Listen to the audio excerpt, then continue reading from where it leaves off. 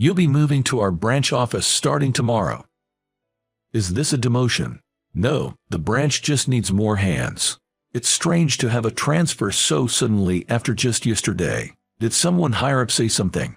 Jason. The boss's face hardened as he was pressed further.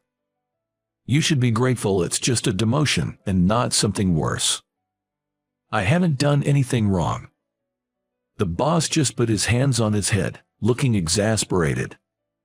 Yes, you haven't done anything wrong, but sometimes the situation and the people involved are just too tricky.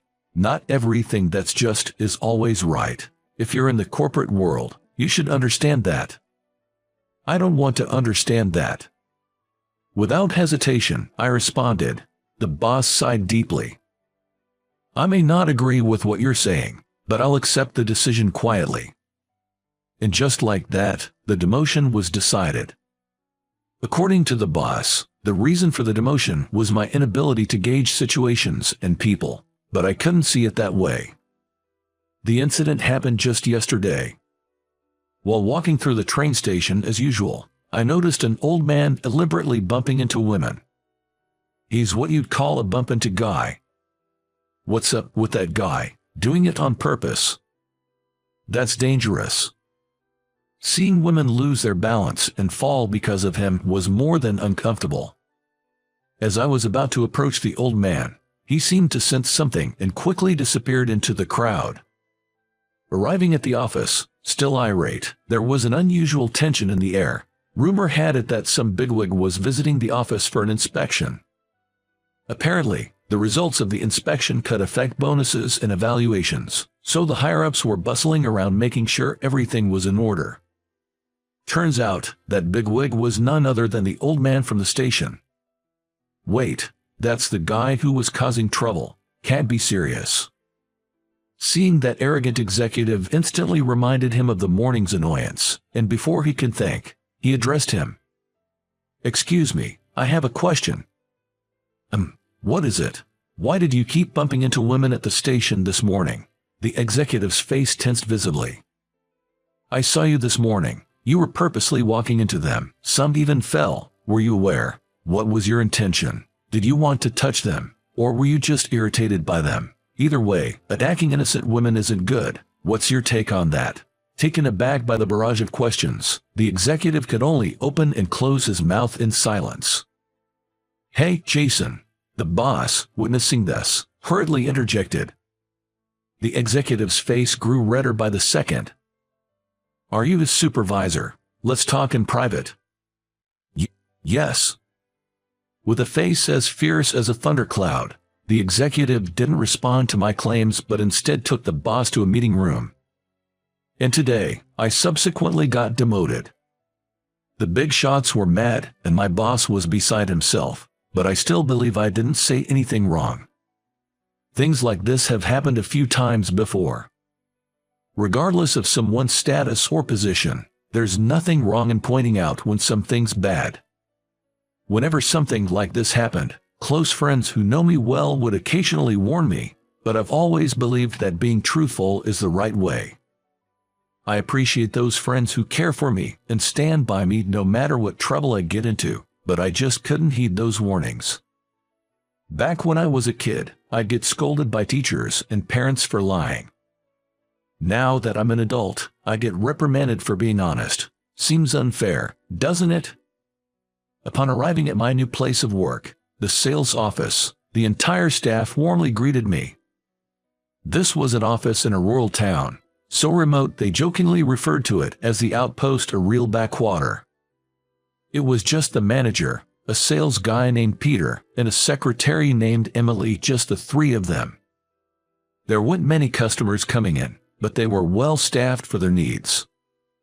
There's no chance of improving performance here, and they even cut back on my allowances, reducing my pay. It felt like a typical demotion. I hope we can work well together. It seems pretty laid back here. When I greeted the three of them, all momentarily looked shocked. You sure are straightforward. Let's keep busy together, Jason. That sounds good. Yeah. With that spirit, let's all do our best. The manager looked like a jolly old fellow, and while Peter had the typical playboy look, he seemed like a good guy. "Jason, I'll usher you to your desk." After the greetings, Emily stood up with a cane in her left hand. "Wait, why the cane?" In response to my question, Emily tapped her right leg. "I had a severe accident a few years back. I've needed this ever since." She proceeded through the office, skillfully using her cane.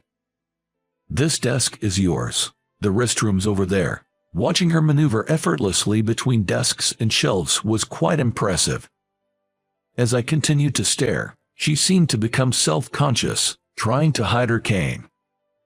"Please don't stare. I know I'm a bit odd." "No, I didn't think you were odd.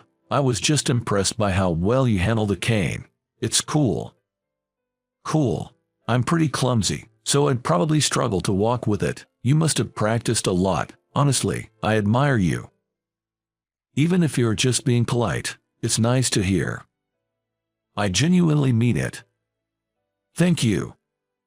Emily's smile was as radiant as a blooming flower.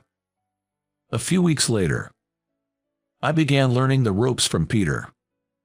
Watching him work, it was clear he was no slouch. In fact, he seemed very competent, making me wonder why he was even stationed here. "I don't really get along with higher-ups," Peter said, pulling at his light brown hair. His hair is slightly long at the nape. His ears, peeking from behind his hair, have multiple piercings.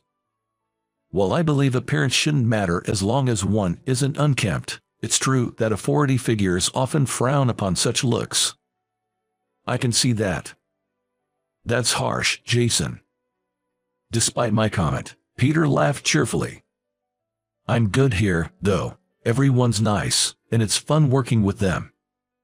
I definitely think the folks here are more grounded than the ones at the main office. They might lack a bit of ambition, though." Haha, true. A few weeks have passed since I was transferred here, and there's something that's been on my mind. It's about this guy, Peter, and a lady named Emily. They say they are just colleagues, but it's clear they are aware of each other in a different way. You can tell just by watching. I bet even the manager has noticed. If they have feelings for each other, all they have to do is express them. Wondering why they're hesitating, when I asked Peter about his feelings for Emily, he smiled awkwardly and furrowed his brows. "She's a great help, always. She's sincere and a good person." "What about romantically? Do you like her?" "I do like her, but I can't make a move. I feel guilty somehow." "Why's that? I don't get it. What do you feel guilty about?" "Because of her leg issue. I feel bad for being able to walk normally." It seems Emily also feels a bit awkward for some reason. But I couldn't understand what Peter said at all. Despite all that, I liked this branch. Though I was transferred as a kind of demotion, I have no intention of going back to the main office. In fact, I'd love to grow this place even more. Not only are the people nice, but they're also competent. So, leveraging my sales skills and connections I've built over the years, I teamed up with Peter and we put in our best efforts. There were times when it felt too tough, but we kept pushing and pushing. Finally, it seemed our hard work was about to pay off. We were on the verge of closing a major deal. The CEO and vice president of the prospective client were visiting our office for a meeting. Both the manager and Emily were watching discreetly from a distance and seemed a bit nervous, but so far, the vibes were positive. "Let's call it a day for now. Considering our future long-term relationship, how about dinner?" At the end of the meeting, this proposal came from the client, and Peter and I exchanged glances. "That sounds great. I know a fantastic diner." "Looking forward to it." This diner is where Peter and I had dined before. The food, the ambience, the attitude of the hostess, everything was top-notch. When I mentioned that I liked this diner, Peter responded with, "If you say so, the diner is guaranteed."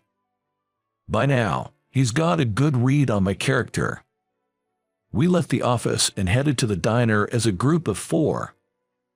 The conversations flowed as smoothly as during the meeting, and after some drinks, both the CEO and vice president seemed in high spirits. So far, I think we've handled everything perfectly. We're pretty much guaranteed to clinch this deal. All we need to do now is wrap up the evening without any issues. That's when it happened. But isn't there an issue with your secretary? Things had been going well, but that one comment left both me and Peter speechless. Regardless, the CEO carried on in the same friendly tone. She might be somewhat cute now, but that's just because she's young.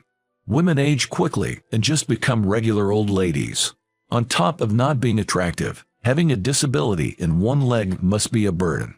If she were the only female employee, you'd think they'd hire another one to brighten up the place. The vice president nodded in agreement. Yeah, I was taken aback when she walked in with that cane. Indeed. Hearing their mocking laughter, my patience reached its limit. As I was about to reflexively stand up, Peter beat me to it. You've sure had a lot to say, thinking we'd just sit and listen, haven't you? His voice, low and filled with icy anger, echoed through the room. It's hard to believe that kind of intensity comes from Peter, always smiling so goofily. Both the CEO and the vice president are staring in shock. You're saying our secretary is dead weight? You gotta be kidding me. She's way more admirable than jerks like you who belittle others just because they're a tad different or look down on women. She doesn't say hurtful things without knowing someone's struggles. Shame on you, you old fools. He's probably not used to speaking out like this. Having read it all at once, he seemed out of breath. Peter glared at the CEO and vice president, breathing heavily. Of course, I didn't stop him. What's gotten into you? That's rude to the CEO. Watching Peter suddenly transform and the vice president stammering in surprise was so amusing. I almost burst into laughter. Just because this is a social occasion doesn't mean you can look down on someone from another company. If anything, you guys are the rude ones here. What did you say? Not only Peter, but I joined in confronting them, making the two of them red with anger. What's wrong with these guys? I've had enough. Let's go. Yes, sir.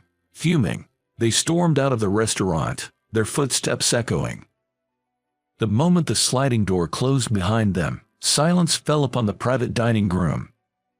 Peter let out a big sigh and slumped down.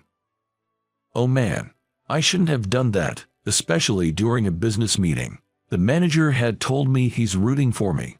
He must have realized the gravity of the situation and was scared. Seeing him all dejected, I quietly handed him my cell phone. The call was connected to our branch office. Jason, what's going on? Just talk to them. Timidly, Peter put the phone to his ear. Hello, you did great, Peter. I could hear the manager's voice from the other end, loud and clear. Seeing Peter's puzzled face, I patted him reassuringly on the shoulder. I've actually been on the line the whole time.